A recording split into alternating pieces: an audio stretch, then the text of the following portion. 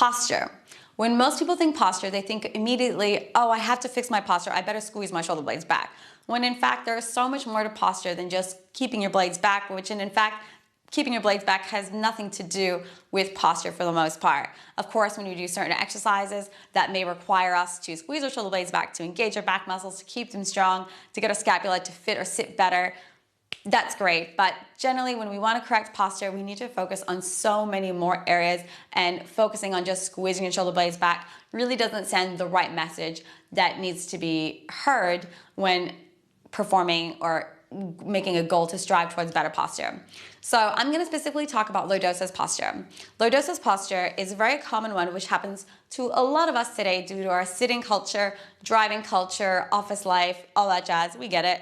So that's when we arch our lower back, our stomach starts to stick out forward, our knees can hyperextend, and our chest, who knows, some of us might have a good front chest posture, or someone might be a little bit rounded but still be very arched. So let's dissect this in two different areas. First, we're gonna go over the bottom bit, then we're gonna go into the top bit. So if you stand like this a lot of the time, you might feel like you got a good Beyonce thing going on, but in actuality, your glutes are a little bit stretched out. They're not working to their full potential. Your knees being locked out is not very good. Your quadriceps being very tight, and hip flexors being very tight actually as well. So this front area needs to get released, and then the stomach area is very stretched out, and this means that your abdominals aren't or could not be working to their full capability as well, and there's a lot of strain happening on the lower back. So in order to fix this, our goal would be to whoop, do that. So from this to whoop, okay? So what do we need to do to fix this part of our body? Well, let's break it down. First and foremost, the quads and hip flexors are tight, and they are overworking, very dominating in this type of posture stance. So what we would do is make a routine to stretch out our quadriceps, and when we stretch out our quadriceps, the knees will be nice and tight together, the hips will be pulled forward, the heel will be touching the bum, and you will do your best to keep that belly button drawn in, because most people with this posture type, when they do this stretch, they will arch out like this, and they're not gonna feel their quadriceps stretch.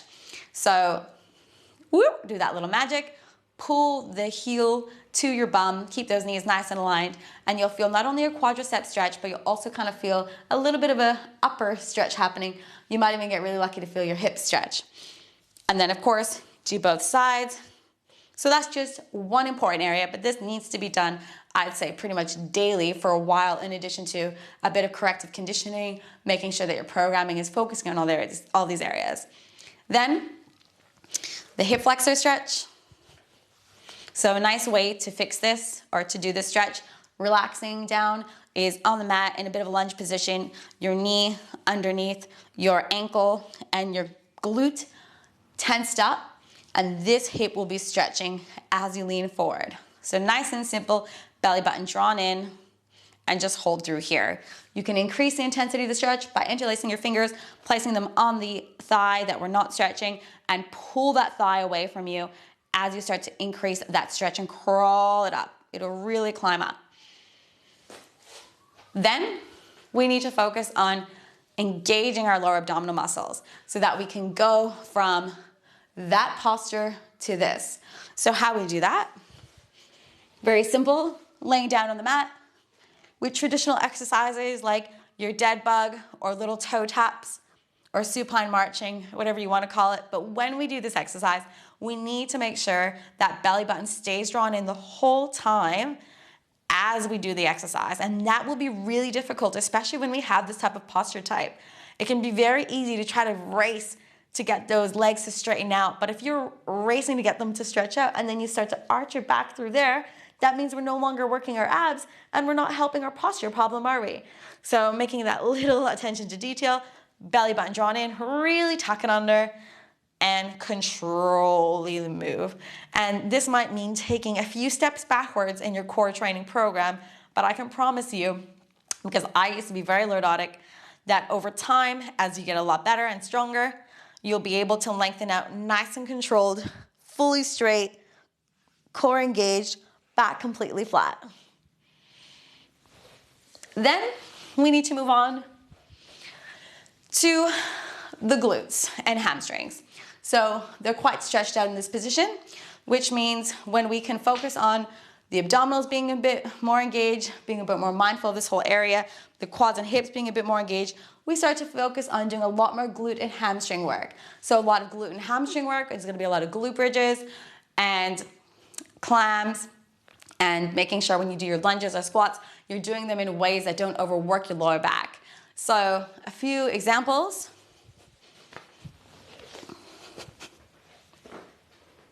Glute bridges with your heels digging into the floor. Belly button scooped under. Really focus on curling those hips, kind of like how I was telling you before and how you really needed to draw that belly button in when we did the dead bugs or heel tap down, or when we were just standing in the air and I was poking my abs out and I said, no, we need to tuck them in.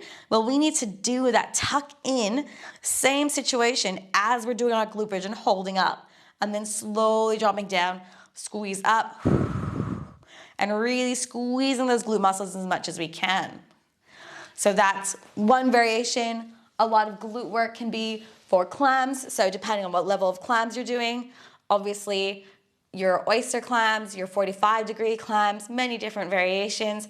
And kickbacks, I also really love to do kickbacks for this type of posture type.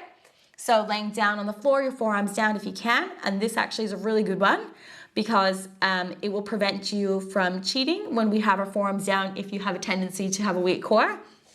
So just lifting up that leg and only lifting up as high as you can with your legs straight and just having your glutes engaged. You really want to make sure that your back is not cheating or overworking, because with that type of posture type, this will really have a tendency to overwork. So that's just a quick rundown on a few exercises that you might see me do quite regularly that work those areas, because a lot of us do have this posture type and we need to focus on correcting it. Now, of course, we can't be perfect in an instant and it takes time to make change, but just being mindful to add these type of exercises into your routines regularly will drastically make a difference. And also just being mindful of how you stand. So if you know that you hyperextend your knees a lot and you need to loosen up those quads, remind yourself to just be soft with your knees and just have a little bit of a bend. And practice drawing that belly button in so that your back's nice and flat. Maybe when you're doing the dishes or brushing your teeth, just doing some day-to-day activities where you know that you can focus on it. Because you know it's gonna be really hard when you're doing your day-to-day activities, like when you're at work or you're busy with friends or you're out doing errands, you might have a tendency to go back to your normal ways and stick your booty out and have everything nice and extended. It happens, we're normal. But the more times you focus on correcting it, eventually it'll become second nature. I'd say for myself, I was probably like this in the beginning, and maybe over time, I kind of went to a bit like that. And then now I can say I'm probably most of the time standing like this. So not completely perfect, but definitely not how I used to be. So it all takes time with practice, being mindful of that posture. And of course, focusing on a lot of glute stretch, a lot of quadricep stretching and hip flexor stretching. That has made a really big difference for me. And I know if you have that type of posture type, that will make a really big difference for you.